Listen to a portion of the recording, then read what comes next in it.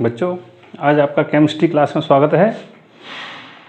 जैसा कि पिछले टर्म पर मैंने बताया था कि आपको मैं नेक्स्ट टर्म पर वैलेंसी के बारे में बताऊंगा, क्योंकि आपको वैलेंसी नहीं समझ में आ रही थी। तो चलिए कोई बात नहीं, वैलेंसी के बारे में बताते हैं। वैलेंसी यानी संयोजकता क्या होती है। इस संयोजकता केमिस्ट्री में बहुत ही इंपॉर्टेंट चीज़ है। जितने भी रिएक्शन होने हैं केमिस्ट्री में और भी उसकी जानकारी, तो उनके केमिकल प्रॉपर्टी कैसी हैं, सब हमें किससे मालूम पड़ती हैं? वैलेंसी से मालूम पड़ती हैं। तो वैलेंसी के बारे में पहले उसकी डेफिनेशन देख लेते हैं कि वैलेंसी को कहते, संयोजकता को परिभाषित कैसे करते हैं। तो संयोजकता क्या है? किसी तत्व की वैलेंसी उसके परमाणुओं की रासायनिक संयोग करने की क्षमता को प्रदर्शित करती है।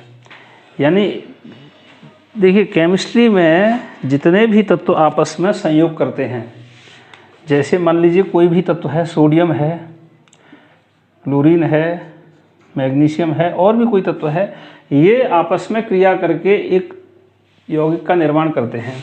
तो यौगिक के निर्माण करने में इसमें योगदान किसका होता है? तत्व आखिर वो क्रिया करता है, तो क्रिया करता कैसे है? मान लीजिए कोई चीज़ है, दो चीज़ें मिलकर के एक बन रही हैं, तो कैसे जुड़ती हैं वो? तो यहाँ पर मुख्य चीज़ ये होती है इसमें कि इसमें जो भी योगदान है केमिस्ट्री में, वो सारा का सारा योगदान इलेक्ट्रॉनों के ऊपर होता है। अब इलेक्ट्रॉन भी होते हैं उसके अंदर, तो इलेक्ट्रॉन तो प्रत्येक, बिना इलेक्ट्रॉन के तो दुनिया में कोई चीज़ बनी नहीं है। जितने भी पदार्थ बने हैं सभी में इलेक्ट्रॉन पाए जाते हैं, सभी तत्वों में इलेक्ट्रॉन है। अब वो क्रिया कैसे करते हैं, कौन से इलेक्ट्रॉन काम करते हैं? जैसे सोडियम में 11 इलेक्ट्रॉन होते हैं, क्लोरीन में 17 इलेक्ट्रॉन होते हैं। क्या 11 के 11 इलेक्ट्रॉन केमिस्ट्री में इसमें रिएक्शन में भाग लेते हैं? क्या 17 के 17 इलेक्ट्रॉन भाग लेते हैं? मैग्नीशियम है, 12 इलेक्ट्रॉन है इसमें, क्या ये सारे के सारे इलेक्ट्रॉन भाग लेंगे? नहीं। ये हमें समझना है, इसके जड़ में जाना है। इसको हमें, केमिस्ट्री को हमें रटना नहीं है। अगर हम रटेंगे तो नहीं समझ में आएगा। इसलिए हमें इसे समझ करके चलना है कि आखिर ये रिएक्शन होते हैं तो होते कैसे हैं। ये आपस में मिलते हैं, एक आयन, ये दूसरा आयन, दूसरा, दोनों मिलकर के एक यौगिक का निर्माण करेंगे, और वो यौगिक दूसरे यौगिक से क्रिया करेगा तो कोई तीसरा यौगिक बनेगा। तो आपस में जो क्रियाएं होंगी, वो आखिर क्रियाएं करता कौन है? तो इसमें सबसे महत्वपूर्ण चीज़ ये है कि इसमें जो भी रिएक्शन होते हैं रसायन विज्ञान में, वो इलेक्ट्रॉन करते हैं। अब इलेक्ट्रॉन की बात आती है, कौन से इलेक्ट्रॉन करते हैं? सारे इलेक्ट्रॉन नहीं करते। इलेक्ट्रॉन भी वो करते हैं जो बाहरी कोश में होते हैं। सोडियम के नाभिक की बात करें तो इसके बाहरी कोश में ऐसे करके ऑर्बिट होते हैं, इसमें चक्कर लगाते हैं। पहले में 2 इलेक्ट्रॉन चक्कर लगाते हैं, उसके बाद वाले में 8 चक्कर लगाते हैं, उसके बाद वाले में 1 चक्कर लगाता है। तो अब इसमें 11 इलेक्ट्रॉन चक्कर लगा रहे हैं, तो क्या 11 के 11 इलेक्ट्रॉन इसमें क्रिया में भाग ले रहे हैं क्या? नहीं।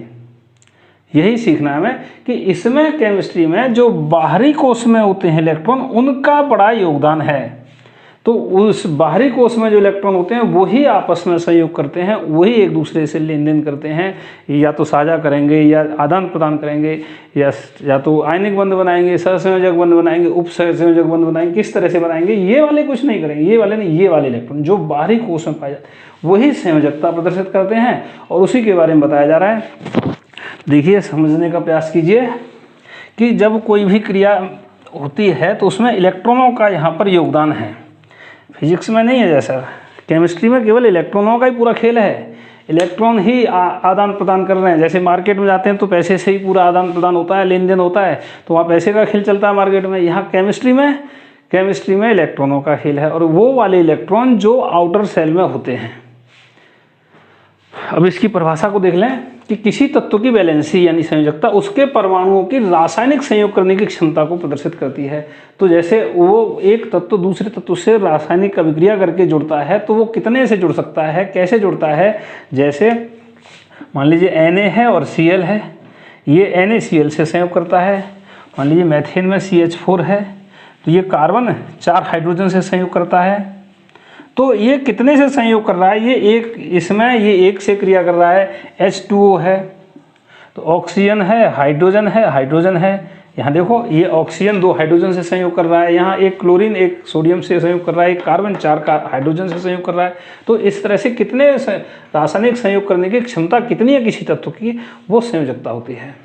और आगे देखते हैं, फ्रैंकलिन ने इसको बताया था कि किसी तत्व की संयोजकता हाइड्रोजन के परमाणुओं की वह संख्या है जो उस तत्व के एक परमाणु से संयोग करती है।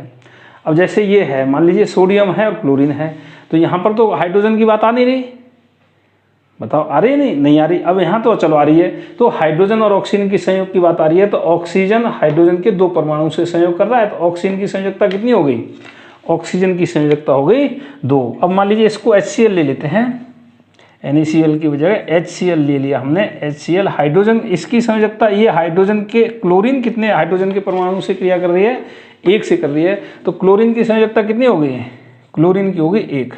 यहाँ ऑक्सीजन की कितनी होगी, ऑक्सीजन की हो गई 2। यहाँ कार्बन है, कार्बन 4 से संयोग कर रहा है, तो कार्बन की संयोजकता हो गई 4। अब जैसे C2H6 ले लिया,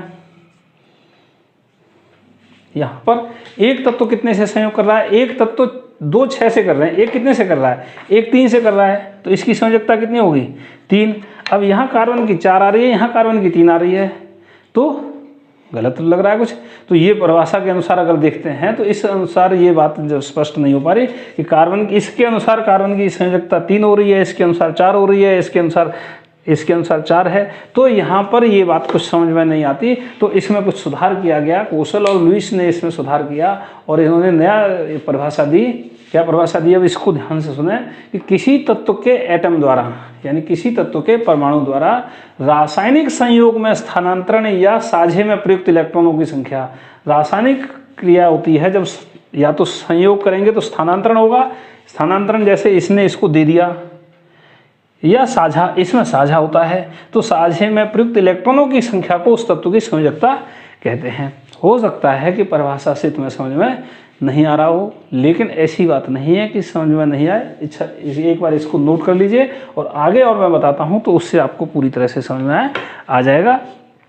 केमिस्ट्री है, प्रारंभ में थोड़ा दिक्कत करेगी, लेकिन अगर आप इसे समझते चलेंगे तो गारंटी है कि आप आधे घंटे में केमिस्ट्री में रिएक्शन बनाना सीख जाएंगे। तो अब इसके हम संयोजकता निकालते कैसे हैं, चलिए संयोजकता के बारे में भी तो परिभाषा से कुछ समझ में नहीं आ रहा, हम इसको हकीकत में देखते हैं कि संयोजकता क्या है, कैसे है, संयोजकता निकालते कैसे हैं। मान लीजिए हम केमिस्ट्री में तत्व संयोग करते हैं, तत्व कितने 118, अब तक 118 तत्वों की खोज हो चुकी है। अब उन्हीं तत्वों से हमें पूरी केमिस्ट्री चलानी है, तो कैसे केमिस्ट्री चले, उन्हीं के गुण पढ़ने, उन्हीं, और गुण किस पर निर्धारित करते हैं, मैंने कह दिया था कि तत्वों के गुण बाहरी कोश में पाए जाने वाले इलेक्ट्रॉनों के द्वारा निर्धारित होते हैं। तो अब उनकी संख्या को निकालना है कि बाहरी कोश में कितने कितने इलेक्ट्रॉन हैं। तो हम यहाँ पर अब 9th क्लास में 10th क्लास में 30 तक तत्वों की हमें आवश्यकता पड़ती है। 30 तक अगर हमें तत्व याद हो जाए तो उससे हमारा काम चल जाता है। तो हमें तरीका मालूम होना चाहिए, तत्व तो 118 का हम अध्ययन कर लेंगे, लेकिन तरीका तो मालूम हो। तो हम तरीका निकालने के लिए देखते हैं कि हाइड्रोजन, इनकी सबकी संयोजकता, इलेक्ट्रॉनिक विन्यास निकालेंगे। Valency, helium, lithium, beryllium, boron, carbon, nitrogen, oxygen और फ्लोरीन और नियॉन, 10 हो गई है। 1 2 3 4 5 6 7 8 9 और 10 हो गए। अब इनकी संयोजकता निकालते हैं। ये क्या लिखा मैंने, इसके परमाणु क्रमांक लिखे हैं, यानी इसमें इलेक्ट्रॉनों की संख्या है। जब ये उदासीन है तब, आयन नहीं है, जब ये उदासीन है तो इसमें इलेक्ट्रॉनों की संख्या है, कितनी कितनी इलेक्ट्रॉनों की संख्या होगी। चलिए तो अब आगे बढ़ते हैं। तो इसकी संयोजकता कैसे निकालेंगे, इसमें कितने कोष होंगे, उपकोष होंगे। तो पहले मैं थोड़ा उसके बारे में बता देता हूँ आपको। देखिए कि नाभिक होता है, नाभिक के बाहर कोष होते हैं, ऐसे करके सेल्स बोलते हैं इनको, इनमें इलेक्ट्रॉन चक्कर लगाते हैं ऐसे करके। क्या सभी नाभिकों में बहुत सारे कोष होते हैं? नहीं, ऐसा नहीं होता। कोई जगह नहीं होती कि साहब ऐसे करके कोई जगह है, मान लीजिए कोई फील्ड है और फील्ड में बाहर रास्ता बना हुआ उसमें चक्कर लगाएंगे, ऐसा नहीं है। यहाँ पर कोई भाई मान लीजिए न्यूक्लियस है, इसके बाहर यहाँ पर ऐसे करके चक्कर लगा रहे होंगे, दूसरी जगह में नहीं लगाए, एक पर्टिकुलर प्लेस है वहीं पर उनके मिलने की प्रोबेबिलिटी सबसे ज़्यादा है, और उसके बाहर मिलेंगे, बीच में नहीं मिलेंगे, फिर उसके बाहर मिलेंगे। तो इस तरह से यहाँ पर चक्कर लगाएगा, खाली स्पेस है, कुछ नहीं, यहाँ पर चक्कर लगा रहा होगा, फिर यहाँ से यहाँ तक कुछ नहीं मिलेगा, कोई इलेक्ट्रॉन नहीं मिलेगा, यहाँ खड़े होकर देखें, यहाँ मिलेगा, फिर यहाँ मिलेगा। तो ऐसे करके इसमें सेल्स होते हैं, इनके नाम होते हैं KLMN। पहला सेल है, दूसरा सेल है, तीसरा है, चौथा है, पांचवा, इस तरह से और होते हैं। अब इनमें सेल में भी सब सेल होते हैं, सेल में भी जैसे क्लास होती है first, second, third, fourth, fifth, second, इसमें फिर सेक्शन होते हैं ए बी सी डी, ऐसे ही यहाँ सेक्शन होते हैं। यहाँ पर इसमें सेल है, सेल में इलेक्ट्रॉन 2 चक्कर लगा रहे हैं और यहाँ पर कोई भी सेक्शन नहीं है। इसमें 2 होते हैं, एक एस होता है सब सेल और एक पी होता है। इसमें केवल सब सेल का नाम है एस, इसमें एस पी, और इसमें एस पी और डी, इसमें एस पी डी और एफ, ये क्या हैं, ये सब सेल हो गए। तो सेल और सब सेल इस तरह से होते हैं। अब इसमें जब इलेक्ट्रॉन भरे जाएंगे तो किस तरह से इलेक्ट्रॉन भरे जाएंगे, तो अब यहाँ पर देखिए हाइड्रोजन में एक इलेक्ट्रॉन होता है, वो कहाँ चक्कर लगा रहा होगा, ये हाइड्रोजन का नाभिक होगा और इसके बाहर एक इलेक्ट्रॉन होगा, वो यहाँ एक चक्कर लगा रहा होगा। तो यहाँ पर लिख देंगे 1s1, यानी इसका इलेक्ट्रॉनिक विन्यास हो गया 1। हीलियम में ये हीलियम का नाभिक हो गया, देखो समझने का नाभिक है ये, इसमें 2 इलेक्ट्रॉन है, ऐसे करके 2 इलेक्ट्रॉन होंगे, तो एक इलेक्ट्रॉन यहाँ होगा, एक इलेक्ट्रॉन यहाँ होगा, 2 चक्कर लगा रहे होंगे। दोनों की चक्कर लगाने में भी क्या, दोनों एक जैसे चक्कर नहीं लगा रहे, एक अगर ऐसे करके घूम रहा है तो वो ऐसे करके भी घूमता है। 2 तरह से मोशन होता है, एक सर्कुलर होता है, एक रोटेशन करता है, ऐसे करके अपने एक्सिस पे घूमता है। जैसे पृथ्वी 2 तरह से मूवमेंट होता है, एक तो ऐसे सूरज के चारों तरफ ऐसे घूमती है और दूसरा पृथ्वी कैसे घूमती है, दूसरी पृथ्वी ऐसे अपनी एक्सिस पे भी घूमती है, जिससे दिन और रात बनते हैं, ऐसे घूमती है, उससे साल बनते हैं ऐसे करके। ऐसे ही यहाँ 2 तरह की रोटेशन है, ऐसे भी घूम रहा है और ऐसे भी घूम रहा है। तो स्पिनिंग जो है, एक अगर क्लॉकवाइज में है तो दूसरा एंटी क्लॉकवाइज में है, ऐसे करके ये घूमते हैं। तो यहाँ पर इसका हो गया 1s2, यानी s में 2 हो गए, तो इसकी संयोजकता होगी 2। लिथियम की होगी 1s2 और 2s1। अब ये क्या भैया, एस कैसे है, एस कैसे है, यानी ये इलेक्ट्रॉन भरे जा रहे हैं, तो उनको बता रहा हूँ। तो इसमें कितने इलेक्ट्रॉन भरे गए होंगे, पहली में 2 और दूसरी में 1। ये क्या मतलब है, इसको समझ लीजिए। अगर ये समझ में आ गया तो आपके सब कुछ समझ में आ गया। देखिए हाइड्रोजन की बात करें तो हाइड्रोजन में 1 इलेक्ट्रॉन यहाँ घूमता है, बस समझ में आई बात। हीलियम की बात करें तो इसमें 2 इलेक्ट्रॉन होते हैं, पहला इलेक्ट्रॉन यहाँ घूम रहा है, दूसरा भी यहीं घूम रहा है, लेकिन वो अपोजिट डायरेक्शन में ऐसे कर घूम रहा है, एक ऐसे घूम रहा है। तो ये 2 हो गया। लिथियम की बात करें तो लिथियम का जब मॉलिक्यूल इसमें आयन वो एटम में 3 हैं, तो 2 तो यहाँ घूम रहे हैं पहली ऑर्बिट में, तो मैंने लिख दिया 2 यहाँ लिख दिए, और 1 इसमें घूम रहा है। इसमें क्यों नहीं तीनों घूम रहे, क्योंकि इसकी कैपेसिटी 2 की ही होती है, 3 इसमें नहीं आ सकते। तो तीसरा जो आएगा वो बाहर जाएगा, तो वो तीसरा इसमें चक्कर लगाएगा, तो 2 इसमें हो गए, 1 इसमें हो गया। बेरिलियम की कितनी होगी, 4, तो इसमें 1s2 लिखेंगे और 2s2 लिखेंगे, तो इसकी होगी वैलेंसी 2 और 2। 2 का मतलब 2 तो K में और 2 L में। बात समझ आ रही है, यानी पहले वाले को क्या कह रहे हैं, हम इसको K कह रहे हैं। देखिए ध्यान दो इस बात को, इसको हम K कह रहे हैं, K, L, M और N, पहली जो ऑर्बिट है इसको K कह रहे हैं सेल को। तो ये K वाला है और ये L है, ये K और ये L, ये K और ये K, इसमें L है ही नहीं, इसमें भी L नहीं है। आगे ऐसे ही आएंगे तो इसमें 2 और 2 हो गए। अब इसमें 5 हैं तो कैसे घूमेंगे, 1s2, 2s2 और 2p1, तो इसमें लिखेंगे 2,3। इसका मतलब क्या है कि अगर हम सेल की बात करें तो 2 इलेक्ट्रॉन इसमें घूम रहे हैं और 3 इलेक्ट्रॉन इसमें घूम रहे हैं। किसके, बोरोन के। 2 इलेक्ट्रॉन इसमें और 3 इसमें, कितने हो गए, 5। अब इसमें 3 जो घूम रहे हैं वो भी पट गए हमने। 3 जो घूम रहे हैं वो देखो, 3 घूम रहे हैं तो ऐसे नहीं 3 हो एक जगह, 2 ऐसे में घूम रहे हैं और 1 पी में घूम रहा है। हो सकता है आ रही होगी समझ में, थोड़ी बहुत देर में और आएगी, कोशिश करो। अब देखिए कार्बन में कितने हैं, 6 इलेक्ट्रॉन हैं, तो 1s2, 2s2, 2p2, तो ये इसमें 2 हो गए और इसमें कितने हो गए, 4 हो गए। तो दूसरे में, पहले कोष में 2 घूम रहे हैं और दूसरे में 4 घूम रहे हैं। अब बात आती है, अब पॉइंट पे आओ कि बाहरी कोष में कितने घूम रहे हैं। तो पहले कोष में कार्बन के लिए ले लीजिए, कार्बन के पहले कोष में तो 2 घूम रहे हैं और दूसरे कोष में कितने घूम रहे हैं, 4 घूम रहे हैं। तो इसमें जो बाहरी कोष में जो इलेक्ट्रॉन पाए जाते हैं वो आपस में संयोग करेंगे, वही रिएक्शन करेंगे, तो उनकी संख्या देखनी है। तो कार्बन की संख्या कितनी हो रही है, इसमें 4 हो रही है, इसमें कितनी हो रही है, 3 हो रही है, इसमें कितनी हो रही है, 2 हो रही है। तो हमें ये चीज़ निकालना सीखनी है। ये कैसे निकालेंगे, तो इसको मैं बताता हूँ कैसे निकालते हैं।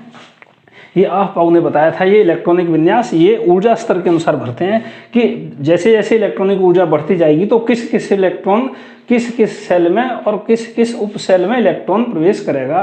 वैसे नहीं है कि इसमें आ गई इसमें गई, हाँ आगे पीछे ऊर्जा कम ज़्यादा होती है तो उस तरह से एडजस्ट होते हैं। मान लीजिए इसी को आगे ले लीजिए और नाइट्रोजन के ले लीजिए, तो नाइट्रोजन में क्या होगा 1s2 2s2 2p3, तो 2 और 5, तो इसमें कितने हो गए 5 हो गया। बाहरी कोश में कितने इलेक्ट्रॉन है 5। अब यहाँ पर एक बात आती है कि चलिए आगे बताऊंगा मैं तुम्हें कि 5 हो गए तो 5 में और इसमें क्या समानता है, ये 8 बनाने की कोशिश करता है। स्टेबिलिटी कब आती है इसमें, तो उसे देखते हैं हम। अभी हम चलिए ये S और P लिखना सीखते हैं, कैसे लिखते हैं। तो इसके लिए किसी भी तत्व की संयोजकता ज्ञात करनी हो तो एक सूत्र है, उसने बनाया था ये ऐसे करके 1s 2s 3s 4s 5s 6s 2p 3p 4p 5p और 6p 3d 4d 5d 6d और 4f 5f। अब इनको ऐसे करके एनर्जी लेवल के रूप में इसको ऐसे करके बनाया गया। जैसे जैसे जो तीर में जो आता जा रहा है उसको हमें लिखना है ऐसे करके।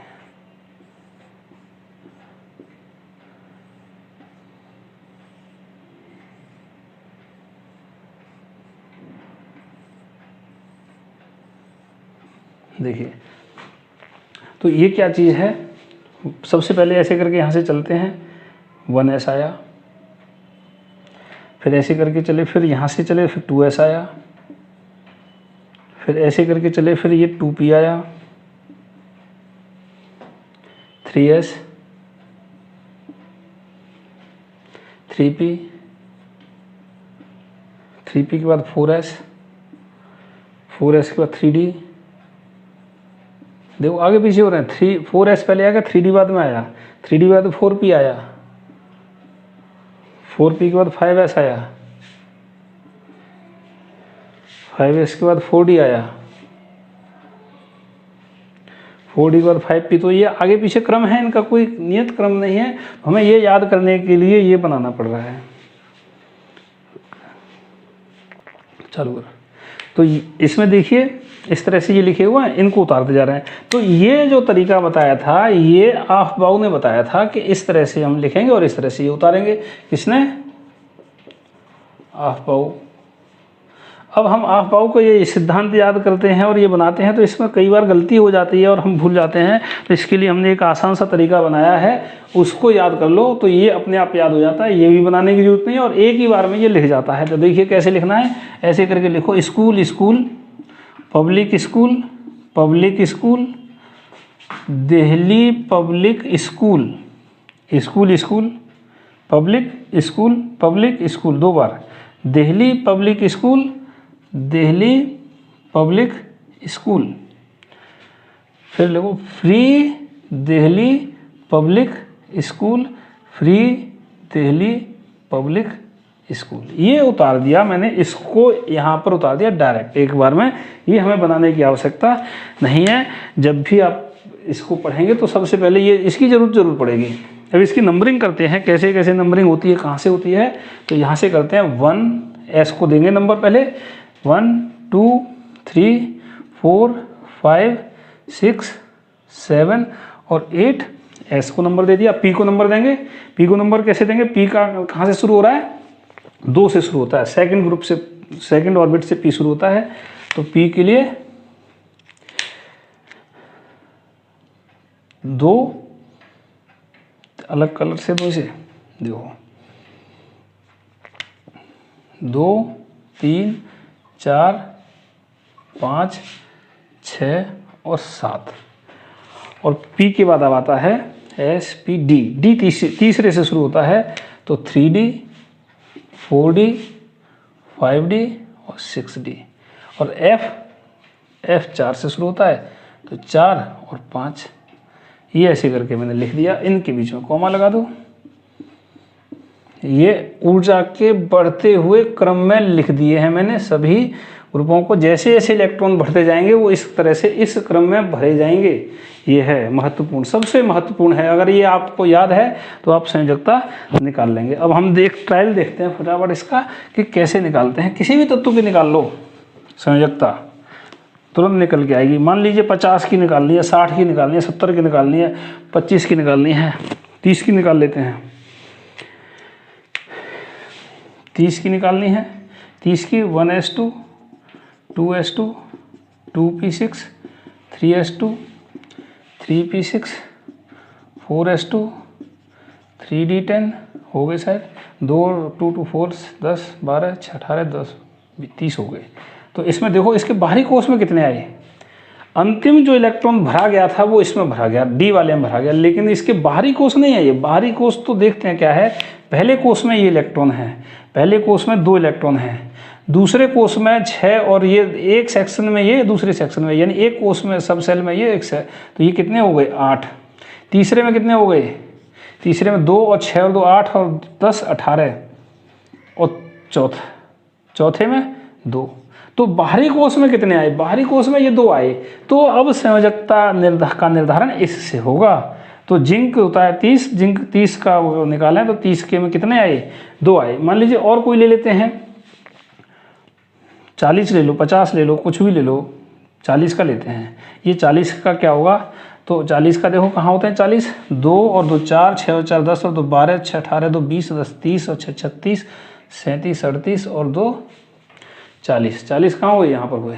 तो इस यहाँ तक लिखने हैं। इसको मैं डायरेक्ट उतार दूँ तो देखिए 2 8 18, 2 8 और ये 18, और चौथे में कितने हैं, चौथे में 2 और ये 2 और 6 और 2 8 और 2 10 और पाँचवें में 2।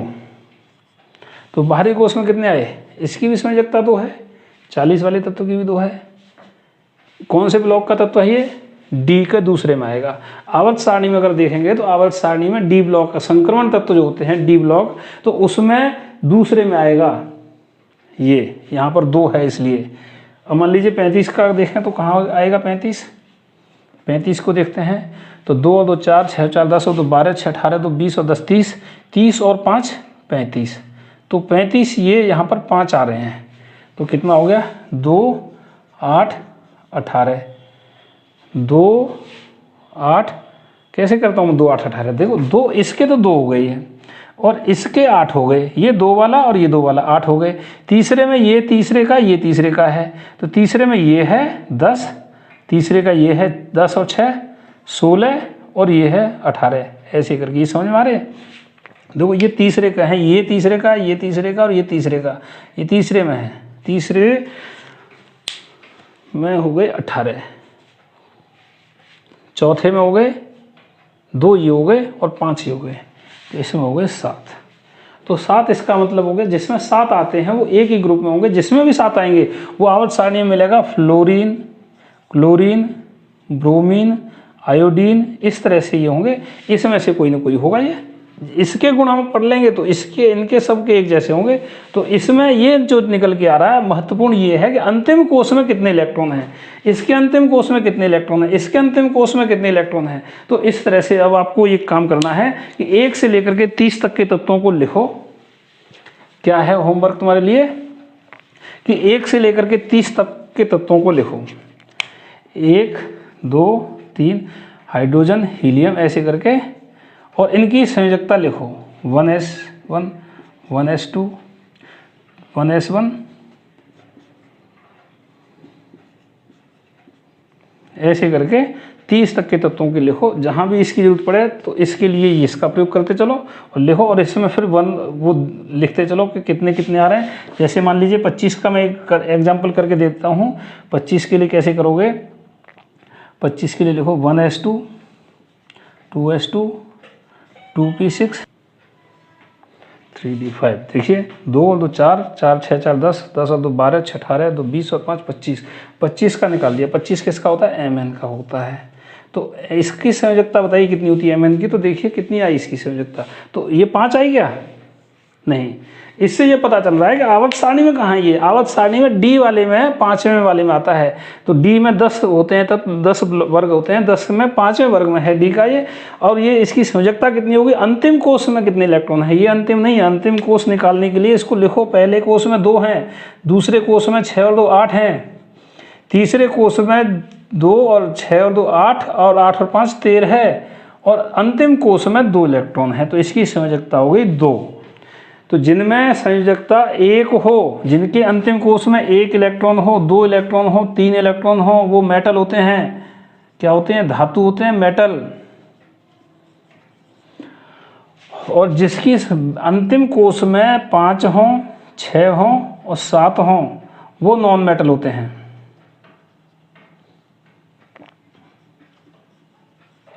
और जिसके अंतिम कोष में 4 हो, वो मेटलॉइड होते हैं। धातु, अधातु और उपधातु, मेटलॉइड। तो इससे हमें क्या पता चला? देखो ये भी जानकारी मिल रही है, अंतिम कोष में कितने इलेक्ट्रॉन हैं। इसका मतलब क्या निकला कि ये क्या है? मैग्नीज Mn क्या है? 2 है, 2 है, यानी इसमें आएगा तो मेटल है। 7 आया, अभी क्लोरीन का ब्रोमीन का निकाला था हमने, किसका निकाला था? तो 7 आया था उसमें, क्लोरीन, ब्रोमीन, आयोडीन, उनमें 7 आता है, सल्फर में ऐसे करके। तो ये धातु और अधातु का भी इससे हमें पता चलता है। तो तुम्हारे लिए एक ये होमवर्क ये है कि तुम्हें 1 से लेकर के 30 तक के तत्व लिखो, और उसके 30 तक के तत्वों की संयोजकता इस नियम से निकालो, और निकालने के बाद लिखो, और उसको लिखने के बाद इनका इलेक्ट्रॉनिक विन्यास निकालो। ये भी उसके सामने लिखो, और उससे ये देखो कि अंतिम कोष में कितने इलेक्ट्रॉन आ रहे हैं, उतनी ही इसकी संयोजकता हो जाएगी। अगर जैसे इसकी आ रही है तो इसकी हम लिखेंगे Mn की लिखेंगे +2। क्लोरीन में आएगा 2 8 और 7, 2 8 और 7। तो क्लोरीन की संयोजकता क्या लिखेंगे? प्लस की 7 लिखेंगे, या लिखेंगे क्लोरीन की -1। तो +7 इलेक्ट्रॉन निकालना कठिन है, तो ये नहीं होगी, ये मानेंगे। तो ये संयोजकता इसकी होगी। इस तरह से उसकी संयोजकता निकालेंगे। ठीक है, अगर नहीं समझ में आता है तो फिर और बताइए, तो फिर मैं इसको दोबारा फिर बताऊंगा तुम्हें।